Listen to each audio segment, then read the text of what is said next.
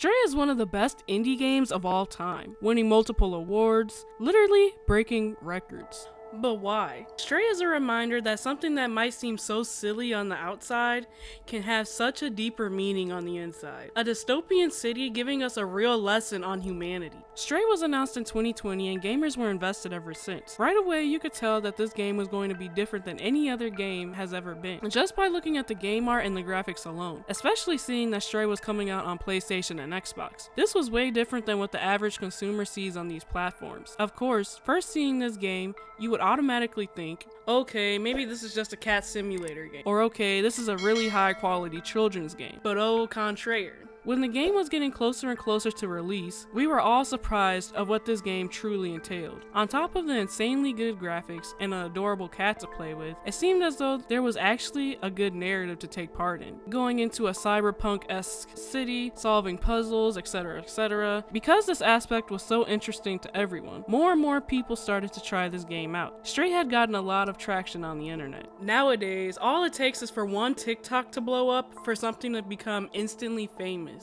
And this is indeed what happened with Stray. People started to share their gameplays of it, photos, maybe even spoilers, and in a very short amount of time, Stray took the gaming world by storm. Cats can move freely among robots. What a weird dynamic. The mechanics of the cat was so interesting and realistic. Apparently the developers studied one cat's movement for a long period of time while coming up with these animations for Stray. It made people feel what it was like to be a cat and see what things are like in a cat's perspective. Even though this game was not a simulator game, it did still have the aspects of one. Taking on the roles of a literal cat, the game was beautiful, making it so much easier to play. Stray had such a relaxing atmosphere. Even running away from enemies didn't seem too strenuous. The puzzles didn't seem too difficult. A lot of the puzzles required multiple steps in discovering objects hidden in the game to be able to pass to the next stage. For instance, for all of you who played the game, the jacket scene, it required multiple steps to be able to advance. Another aspect of the game was being able to use stealth in some areas. A little bit of combat, but not centered around it at all, with the flashing of the Zerks. This game did a really good job of finding a balance with all of the normal things you do in video games that are completely overused. For instance, when you are finally able to zap away the Zerks, it was only for a short period of time because they took it away from you. The developers making this decision was risky, but it really did give us a fresh take. Usually when we receive a weapon in the game, we're used to keeping it for the rest of the game.